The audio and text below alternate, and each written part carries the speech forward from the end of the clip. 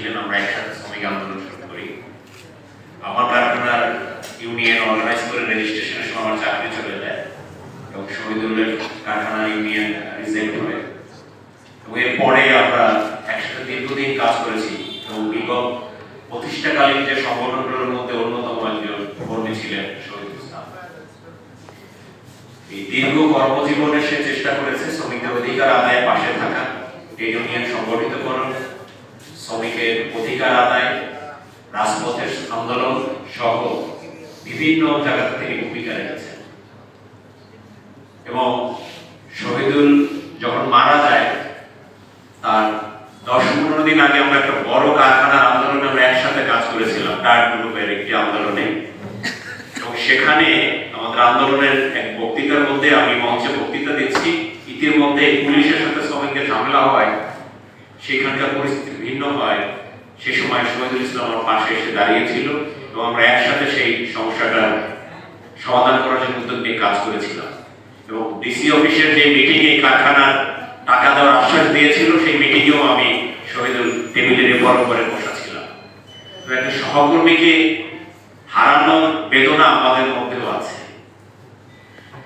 একজন শ্রমিক প্রতিনিধি হিসাবে যদি শ্রমিকের অধিকার আদায় করতে গিয়ে তার নিরাপত্তার অভাব থাকে এবং এক শ্রেণীর মালিক যারা সবসময় চেষ্টা করে শ্রমিকদেরকে কিভাবে দাবিয়ে রাখা যায়, ভয়ভীতি দেখানো যায়, জুলুম করা যায়, অত্যাচার করা যায়, আমাদের তাদের বিরুদ্ধে রুখে দাঁড়ার যে সংগ্রাম সেটি থাকলেও আমরা যেটি দেখছি ন্যায় বিচার প্রতিষ্ঠার জায়গা অনুপস্থিত। আমি আজকে এখানে যেটা বলবো সেটি হচ্ছে শহীদুল হত্যার ন্যায় বিচার প্রতিষ্ঠা চাই, দোষীদের শাস্তি চাই। এবং একটি রহস্যজনক বিষয় আমি বুঝছি না, একটি কারখানার নাম আসছে, সেই কারখানার শ্রমিকদের পাওনাদের বিষয়ে সে কথা বলেছে, যেটা সবাই জানেন, কিন্তু সেই কারখানার মালিক এই মামলার আসামির মধ্যে নেই, চার্জশিটে নাই।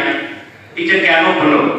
আমার মনে হয় যে এটা তদন্ত করে দেখা উচিত এবং এই জায়গাতেই আমাদের বিচারের জায়গাটা রাখা উচিত।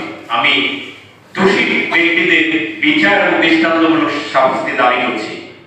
একই সাথে মনে করি যদি আমাদের সরকারি প্রতিষ্ঠানগুলো দায়িত্বশীল ভূমিকা রাখত, তারা যদি শ্রমিকদের ন্যায়সঙ্গত পাওনা, চাকরি নিরাপত্তা, শ্রমণ কাজ সহ শ্রমিকের অধিকার বাস্তবায়নে সক্রিয় থাকতো, তাহলে আমি শহীদুল বা আমাদের সহকর্মী যারা আছে তাদের কিন্তু আমাদের কারখানার সামনে গিয়ে আন্দোলন করা লাগতো না।